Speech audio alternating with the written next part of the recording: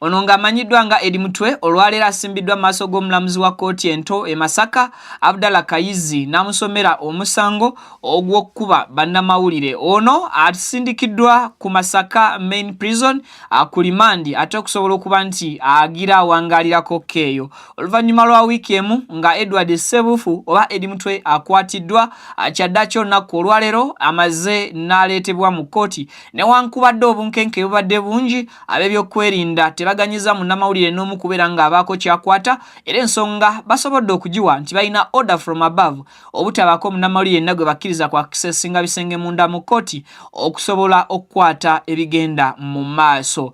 Okusinziira ku babaddeyo balina bye basobodde okuba nti batuwa bye tugenda okuba nga tukutuusaako nkwanirizaako butereevu yonna gy'osinzidde okubeera ng'otulaba okosaako okubanga otuwuliriza mu bitundu byonna ebikola eggwanga Uganda ne bweru waalyo ku mirimu egy'enjawulo gy'osinzira okubeera ng'okakkalabiza ekyo kyokola ky'amaanyi nnyini ddala era kyekisinga. Tukusaba mu butongole twegatteko ng'osubscribinga ku Mukutu Viki Exclusive osobola ofuna nga latest updates ne latest information. Tukuwa amawulire mu butuufu bwago ate tugakuwa nga gaakagwawo. Omulamuzi wa kkooti ento e Masaka Abdallah Kayizi asobodde okusomera omusango munnakibiina kya National Unity Platform Edward Ssebuufu ono ng'amanyiddwa nnyo nga Eddie Mutwe era nga ye bodyguard wa His Excellency Robert Kyagulanyi Ssentamu President wa National Unity Platform nga pate. Okusinziira ku bibadde Masaka mu ttuntu ly'olunaku olwaleero Edward Ssebuufu oba Eddie Mutwe aleeteddwa wakati mu bukuumi obw'ekitalo abasajja babadde bali mu ngoye eza bulijjo naye ng'oluvannyuma beeyanjulidde bannamawulire nga ab'ebyokwerinda newankubadde bano basobodde okugamba bannamawulire ababadde ku kkooti awo ababadde bakuŋŋaaniddewo obutabaako kintu kyonna kye bakavalinga oba kye bakwata nga kirimu Eddie Mutwe. Bano bagezezzaako okukozesa embeera y'olukujjukujju okwagala okufuna footage oba ebifaananyi bya Eddie Mutwe wabula ne bagezzaako okuba nga babalemesa era okukakkana nga bagobeddwa era n'omulyango oba geeti ya kkooti y'e Masaka abwetyo n'eggalwa oluvannyuma lwa Eddie Mutwe okuba nti abadde amaze okuyingizibwa munda mu ttaka lya kkooti. Bano balabiddwako nga abasajja babiri bakwatiridde Eddie Mutwe nga bw'omulaba awo mu katambi nga n'okutambula takyasobola kweyinza okuleka okubeera nti awonye eggera wansi awo nga support agifuna ku bano abasajja ababiri abategerekese nga ab'ebyokwerinda abadde bamukutte. Bannamawulire we bagezezzaako okwagala okumanya embeera Eddie Mutwe gy'alimu wakati nga bakozesa kamera zaabwe balabiddwako era still mu katambi kano nga bagobaganyizibwa ate bw'atyo Eddie Mutwe n'aba ng'ayingizibwa munda mu kkooti ajasinkanidde omulamuzi Abdallah Kayizi. Eddie Mutwe asomeddwa omusango ogw'okubeera nti yakuba bannamawulire bw'atyo n'aba nga asindikibwa ku limandi e Masaka Main Prison. His Excellency Robert Kyagulanyi Ssentamu ayita ku kibanja kye ekya Facebook ne X awandiise obubaka okutegeeza public ku kiki ekiriwo eri obulamu bwa Edward Ssebuufu. Awandiise n'agamba nti our brother Eddie Mutwe has been dumped in Masaka and remanded to Masaka Main Prison, badly tortured and in great pain.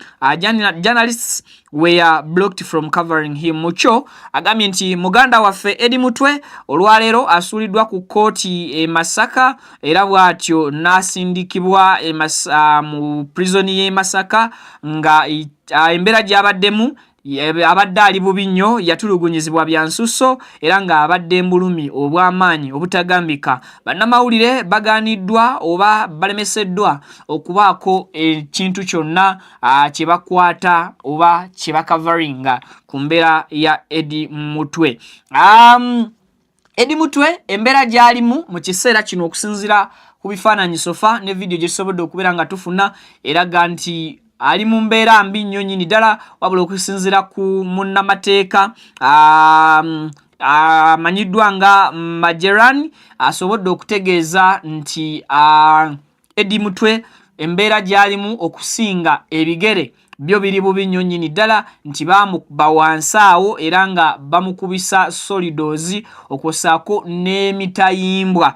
Okusinziira ku mbeera ebadde ku kooti e Masaka, Counsel Majerani asoose kugaanibwa kuyingira ku kooti eno ate then oluvannyuma amaze n'accessinga kooti bw'atyo n'ayingira era kwe kuvayo n'ategeeza public embeera y'obulamu bwa Eddie Mutwe. Ono mukola statement ye tabadde na munnamateeka n'omu era bannamateeka we batuukidde okusobola okulaba nga basemberera Eddie Mutwe ate ne bagezaako okuba nti baba blockinga.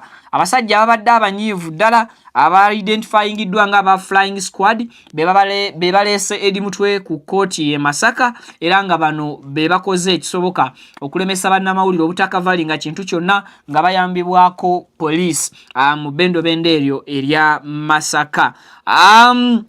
Mu kaseera kano buli muntu agenda maaso n'okubanga yeewuunya omutima n'embeera ey'omulamuzi gy'asomeddemu Eddie Mutwe omusango ogw'okukuba bannamawulire n'atamuwaako mukisa kusooka kudduka mu ddwaliro okujjanjabwa bw'atyo n'akozesa obuyinza obubwe ng'omulamuzi ate n'asindika Eddie Mutwe oba Edward Ssebufu mu kkomera e Masaka asooke aggalirwe. Kyakusaalirwa nnyo nti ekkomera ly'e Masaka lino abantu abatera okugendayo nga balwadde oba abantu abatera okulwalirayo ebiseera byabwe eby'omu maaso bitera okusumbuyibwa n'embeera y'ebyobulamu. Simanyi oba kiva ku ki.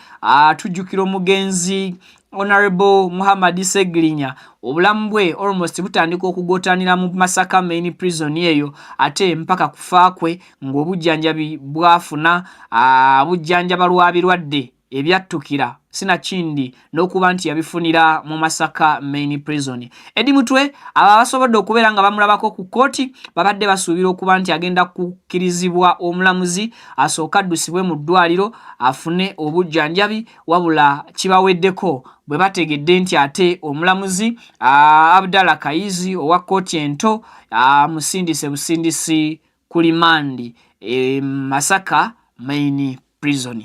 Kibi nnyo okubeera nti omuntu yakwatibwa mu mbeera etali nnambulukufu mateeka era nga bannansi bangi bavaayo ne bavumirira ekikolwa kya Eddie Mutwe engeri gye yakwatibwamu. Ate n'okusingira ddala ennaku ezajja ne ziyitawoko ne wabaayo General CDF w'eggwanga Mulamba n'ajja n'ategeeza eggwanga nga bw'alina Eddie Mutwe era bw'atyo n'akola ne public najiwa obujulizi obukakasa nti kituufu yamwina bwe yasobola okulelizinga out oba okuta ekifaananyi kya Eddie Mutwe ng'ali mu mbeera etaali nnambulukufu. Era still ku mbeera ya Eddie gy'alimu essaawa zino face ezimbye okusinziira ku bye tusobodde okuba nga tulabako era bw'agezezzaako nga bamutambuza awonyeggera n'akyuka wakiri alage face ye eri abo abamawulire ababadde bakya plantinze cameras zaabwe awo ate ne tulengera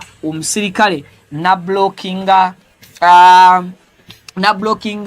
cameras zino okuba nga zisobola okuaccessinga face ya Eddie Mutwe bulungi nnyo nnyini ddala. Okusinziira ku ntambula y'abakuumaddembe kyannaku nnyo nti otunuulira omusirikale n'oyagala omuyita omukuumaddembe nga omusango gwe basomedde Eddie Mutwe gwa kukuba bannamawulire naye ate nga ku siini yennyini ku kooti yennyini waliwo ab'ebyokwerinda abagenda amaaso n'okwagala okukuba bannamawulire. Ekyo kye simanyi oba kyo ssemateeka alina engeri gy'afevalinga abakwasisa amateeka okusinga abannansi nti bo basobola okusukulumakoko ku bikolwa ebimu ne babikola yadde nga bibi ate mu kaseera ke kamu ne bavunaana munnansi civilian omusango ogwo bo gwe basobola okuzza ewatali abakuba ku mukono. Okusinziira ku bannamawulire gye bayisiddwamu ku kooti e Masaka kiraga kabuze nakata abamu ku bo bakubwe kyokka ng'ate omuntu gwe batwala mu kooti omusango gwe bamusomera gwa kukuba bannamawulire. Nejja buli kati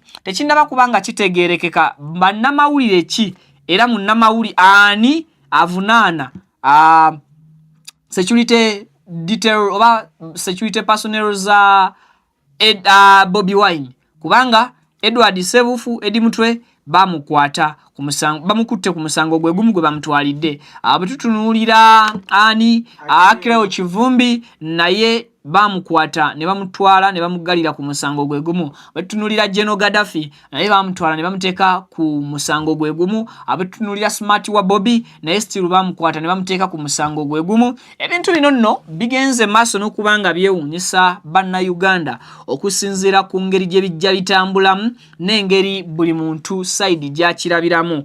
Kyakusaalirwa nnyo nti oluvannyuma lwa wiiki emu amaloboozi ga bannayuganda nga gagenda maaso n'okululumiramu abo abamukwata.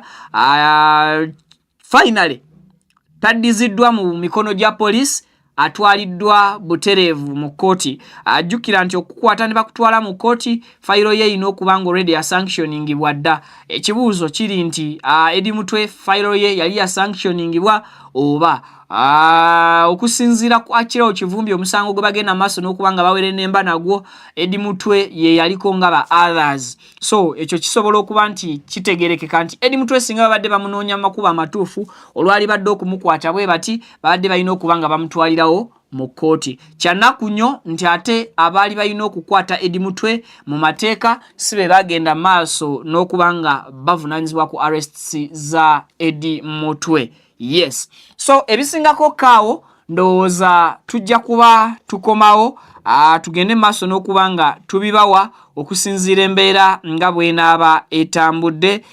Mu mbeera eno wano Eddie Mutwe alabiddwako nga atwalibwa mu bbaasi era bw'atyo n'abanga